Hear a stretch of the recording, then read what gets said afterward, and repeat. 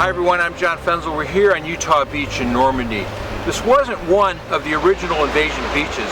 Utah Beach was added when the invasion was pushed back from May to June. Troops from Utah Beach were to cut off the Cotentin Peninsula and capture Cherbourg, whose capture would ease the Allied supply. Although Omaha Beach would create the most problems, planners were most worried about Utah Beach. Separated from other beaches by rivers, it was feared that a German counterattack would crush this beachhead. Germans used dams to flood the ground behind the beaches, so the 3 of the 4 exits from the beaches would be cut off. The airborne drops were designed to open up those exits and protect the beach from counterattack. This area had been visited by Rommel in early of May 1944, a month before D-Day, in line with Hitler's premonition about Normandy being the likely invasion target. When Rommel was pleased with what he found, he often gave these harmonicas and mouth organs to any of the soldiers who were putting up the obstacle in the hope that the soldier would then play and encourage his comrades and improve morale along the way.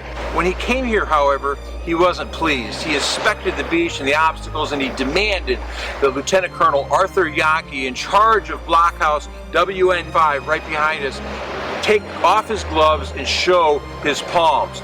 Yankee did so, and on seeing the welts and the scratches on that young officer's hands, which had clearly come from putting up these obstacles, Rommel relented and told him that the blood that he spilled in putting up those obstacles was as important as any that he would spill in combat. Just a week before the invasion, General Marsh, Yankee's corps commander, held a small parade right here in front of WN5, where Yankee was awarded the Iron Cross for his service in Russia on the Eastern Front. Early in the morning on June 6th, Yankee was in WN5. He was woken by the noise of all the airplanes, and he was puzzled by the sound of all the gunfire coming from the direction of St. Marie-du-Mont, right behind us. He dispatched a patrol to find out what was going on, and to his surprise, they returned half an hour later with 17 American prisoners. Those Americans didn't tell him anything. The aerial bombardment was more effective than at Omaha Beach, since the bombers approached parallel to the coast. As the air and naval bombardment began, huge spouts of sand and pieces of concrete and clouds of dust filled the air. In little more than half an hour, WN5 was ineffective. The weapons, this 50mm gun, 75mm gun, and 88mm guns were all out of action.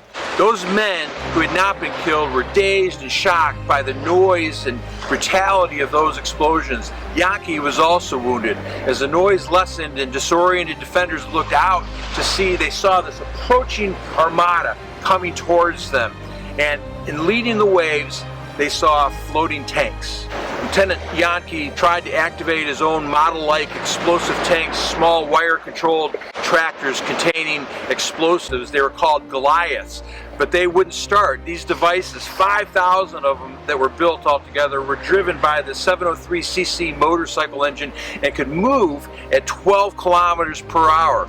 Although in theory, they had the range measured in kilometers, the fact that they were wire-controlled limited their use, if they could even start.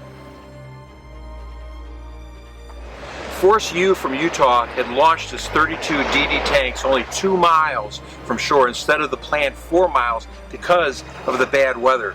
It was a fortunate decision, and 28 tanks actually made it to the beaches, providing direct fire support to the infantry and helping the assault engineers to deal with all of the obstacles that were right here on this beach. The landings in Utah are remembered today as being the easiest of the 5 D-Day sectors. By the end of June 6th, over 23,000 men and 1,500 vehicles had been landed right here for a loss of fewer than 200 men. It could have been very different though, except for 2 things. The first was the tide that pushed the invasion fleet south by over a mile, something that the fog of war didn't make clear until the first troops landed right here. The second was the presence on the first wave led by Brigadier General Ted Roosevelt III, son of President Teddy Roosevelt. He was 56 years old. He was the assistant commander of the 4th Infantry Division that was in the lead. Roosevelt was the oldest man in the invasion and the only general to land with the first wave of troops. General Roosevelt realized what had happened and conducted his own recon, and he identified it wasn't a problem. He said, we'll start the war right here. So you had this 56-year-old general charging up the beach. Engineers blew a hole in the seawall, and then, supported by armor, they rushed WN5. Yankee and his men surrendered. So when others would have surrendered, Roosevelt acted. You had the right leader at this crucial moment. His decision kept the 4th Infantry Division away from the strong point at Varville and further away from the batteries at Crickburg and Osville. Roosevelt's citation for the Medal of Honor reads, under the seasoned, precise, calm, and unfaltering leadership, assault troops reduced beach strong points and rapidly moved inland with minimum casualties. He thus contributed substantially to the successful establishment of the beachhead in France. It was a posthumous decoration. Ted Roosevelt died on July 12th, just after Omar Bradley had put him in for promotion to Major General in command of the 90th Division. Eisenhower called to approve the plan, but he heard that Roosevelt had died of a heart attack during the night. Ted Roosevelt is buried over at the Normandy American Cemetery overlooking Omaha Beach. By around midday, Utah Beach was clear and the 4th Division was on its way inland across the causeways to link up with all of the airborne forces that had been dropped in the hours before.